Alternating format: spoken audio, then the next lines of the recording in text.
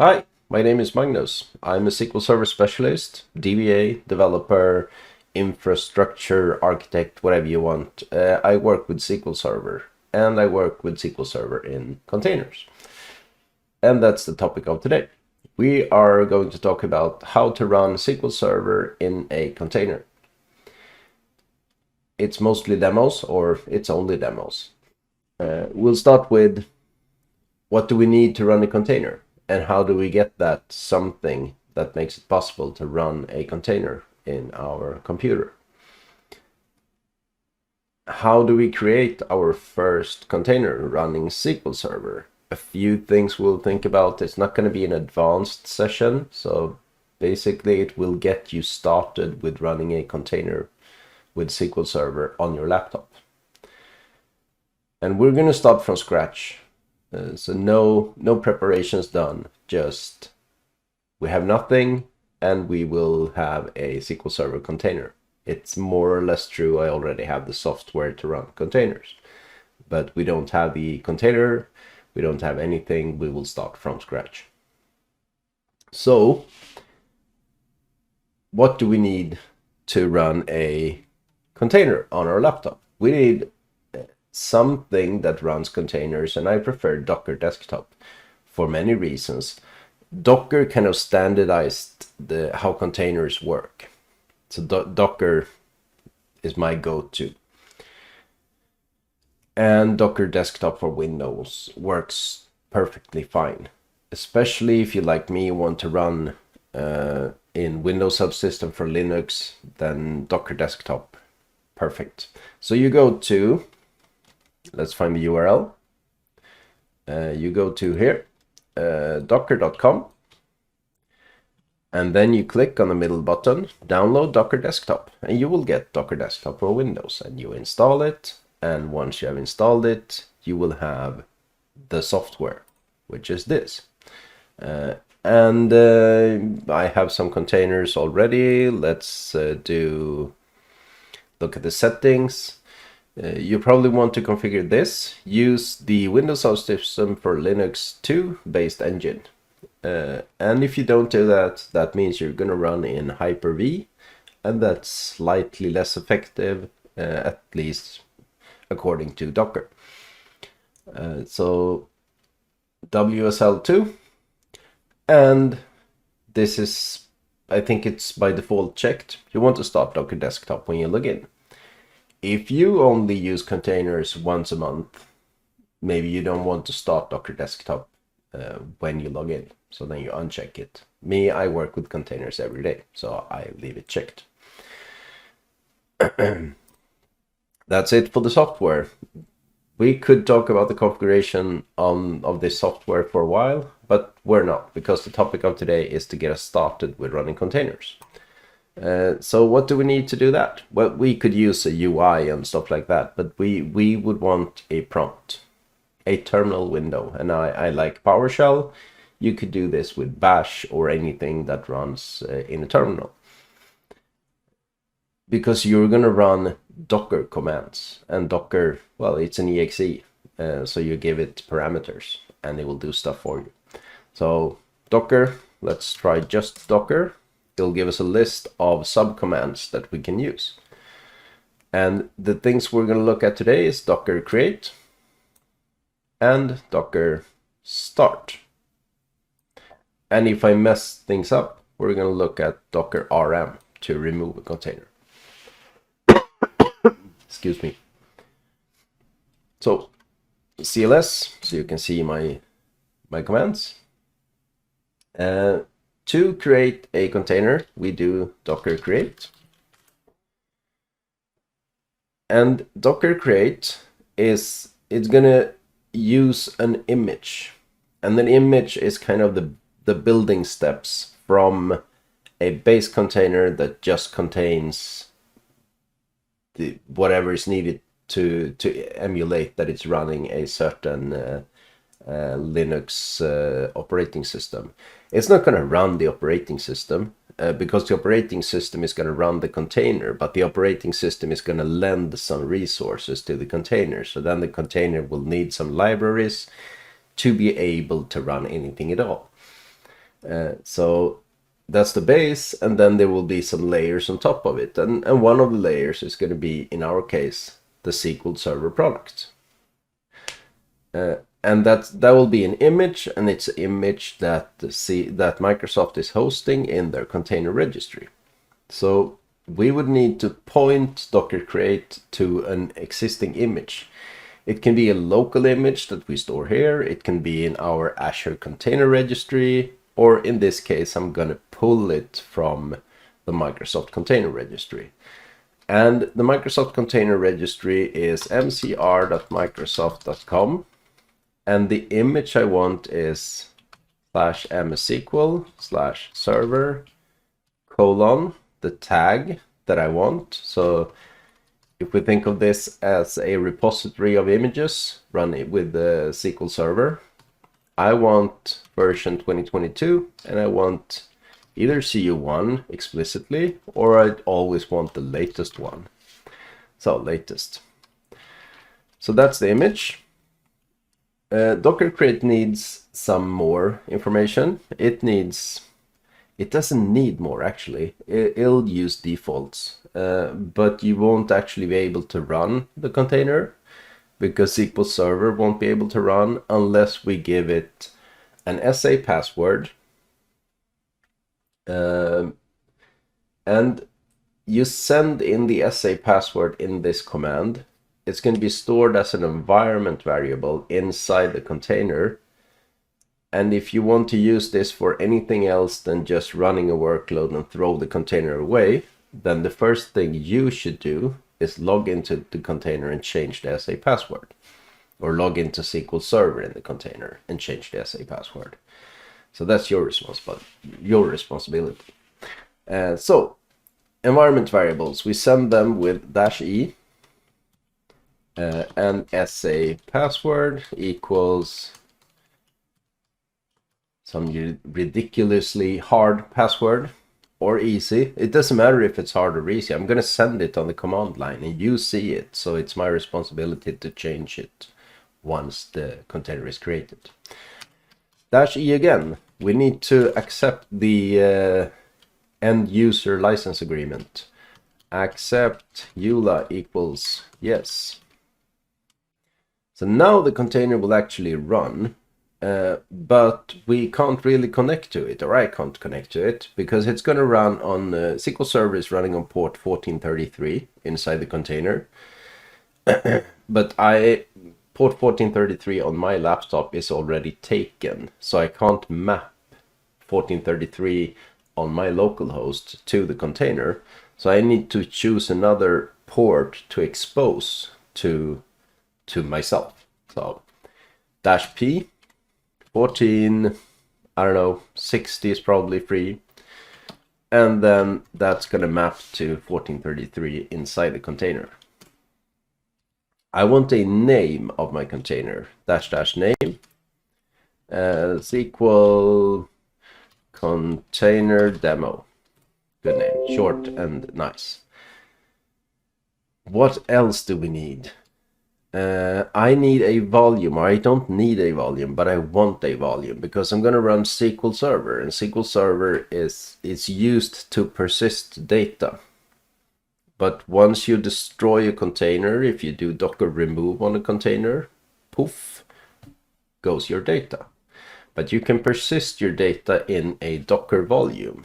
So you can either create the volume beforehand with docker volume create, or you can create it on the fly here. So -v SQL container demo volume. If I just do this, then Docker is going to understand that this is a volume that I don't have. I'm going to create it. If I enter a name that already exists, then Docker is going to use that one. So I have the colon, and the colon means it has a inside the container counterpart. So which path inside the container is this volume mapping to? It's going to map to var opt msql, because that is where I have the data files, the log files, and basically the instance path. The binaries are not going to be there, but all the data that I'm interested in. It's going to be the default path for, let's say, if I want to run an extended event and have a file and then just enter the file name, that's going to end up somewhere in that folder structure. So var opt msql. Or I could just map to var opt msql data, and that will be the data files and the log files. But I want everything else, the error log and stuff like that as well, in my volume. So what more do we need? I think that's all actually. You can enter some resource limitations, like how much CPU, how much memory and stuff do you want for it. And you will want that if you're going to run a production workload. Let's say you have a huge machine or even a cluster and you run a lot of containers in it. You don't want one container to eat up all the resources. And maybe I should do it myself to protect my laptop from being destroyed or from a container eating up all the resources on my laptop, but I'll take the chance today. So if we try to just run this, that's how long it takes. But it will take longer for you because Docker create is going to do a Docker pull, and Docker pull means give me or get me this image, that part of it. So get me that. And I already have it because I did Docker create just recently with this image and this tag. So if I would have started clean, then it would have taken longer, but it's boring to watch. It's a matter of a few hundred megabytes, so it's not going to take you all day.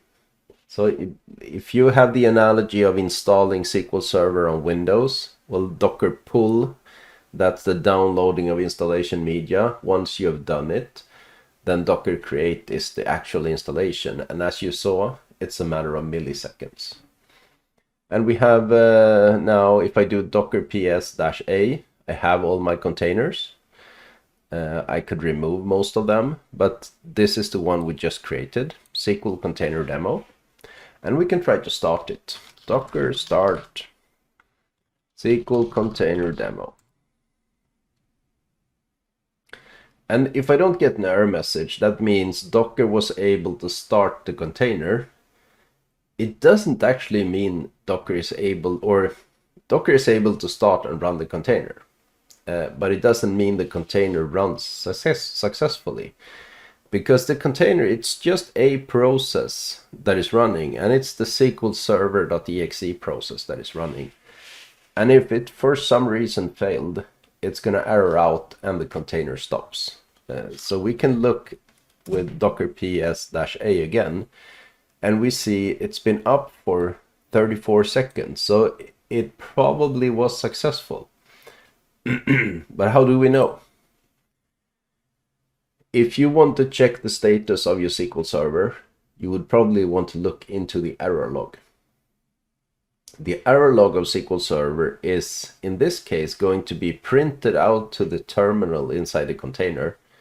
And we can get that with the command docker logs. So docker logs SQL container demo. And we get an error log. It seems like everything is successful. We have run through some upgrade steps. So we're on version 957 of MSDB, etc. This is what you will see if you attach a database to a newer version of SQL Server than the database was on previously. And the newer version in this case could mean a couple of patches, CUs, service packs, what have you, or a major version. It's going to run the upgrade steps from whatever it was to where it should be. So that's done, and we can try to connect to it. We could do that with Management Studio, but I'm not going to start Management Studio just to check if container is live and if SQL Server is working. I'll do that with DBA tools. So if you haven't seen DBA tools, you should look at it, dbatools.io. It contains everything you have in Management Studio, but it's from the command line. And it's easier to automate, and it's beautiful and fantastic. Thank you, Chrissy. Thank you, everyone else who contributes to DBA tools, by the way. So we could do git DBA database. The SQL instance we're going to connect to is going to be localhost, and then the port number we decided when we created the container, which is, scroll up, scroll up, scroll up. It's a long error log. 1460. We can see that with docker ps-a. 1460 is pointing to 1433 inside the container. So 1460. Don't forget the quotation marks, because otherwise 1460 is going to be one instance, localhost is going to be one instance, and you're not going to be able to connect to either of them. This is SQL Server running on Linux. It means you can't use Windows authentication, at least not easily. So you need to send credentials. And get DBA database does not allow me to send in username and password as clear text. It wants a PS credential object. So I will do SQL credential get credential. The get credential is going to ask me for a username and password. Username is SA, password is pa55w.rd, and I get databases. It means SQL Server is running. I can connect to it. I can do a basically select star from sys databases, and I get some information. Compatibility 160. That is SQL Server 2022, etc. So you'll notice something cool here, or cool, I don't know. SQL instance name is 33656, but that's not the name we gave to the container. True, we gave the container name as we will see it from the outside. So when we want to talk to something, or when Docker wants to do something with a container, it's going to have the name SQL container demo. But we didn't send in a host name to the docker create command. So then Docker is going to choose a host name for the container. And if you're not going to do any communication between containers, I guess that doesn't matter so much. But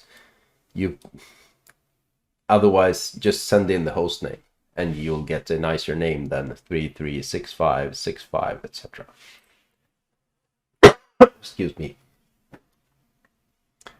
Cool, the camera went all blurred when I sneezed. Give me some focus, please. There we go. So, what have we done? We have looked at where can you download Docker Desktop. And you do that on docker.com. So Docker Desktop for Windows, download it. Check the use Windows subsystem for Linux 2 checkbox if you have Windows subsystem for Linux version 2. Otherwise, run in Hyper-V. And if you run in Hyper-V, you need to enable Hyper-V on your laptop.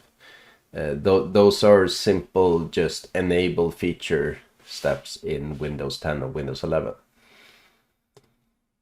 Once you're done with that, you fire up your favorite prompt and you do Docker create, or you can pre-pull images with Docker pull. And then you use Docker create with just a few parameters and off you go. You have a SQL server. And what can we do with that? Well, we have a SQL server on our laptop that doesn't explode our registry. If we want to try a let's say a public preview, it's going to be in the Microsoft Container Registry. Next version of SQL Server, when it goes to public preview, you're going to be able to pull that version from the Microsoft Container Registry and play with it. And do that in a container without breaking Windows, with like having 5-6 versions of SQL Server running. Once you're done playing, throw the container away. But even for SQL Server installations that I have running continuously, I run them in containers anyway because they are more lightweight. They're faster to install, they're faster to upgrade. I can patch them in seconds. That's basically, by the way, a later topic for this video series. But we have looked at the basics, and the rest is going to be up to you. Start playing with it. You can ask me questions at any time. I'm at TRANSMOKOPTER on Twitter. I'm at TRANSMOKOPTER on Mastodon. And I am, well, that's the social media I use basically. I have a GitHub account, github.com/transmokopter. And there you'll find this demo doesn't have any source code, but other presentations I've done, and you can see more examples of how you can use Docker to do stuff. And you'll find the code in my GitHub repository. So thanks for watching. If you liked what you saw, then subscribe to youtube.com/c/transmokopter, which is the YouTube channel where you found this video. See you.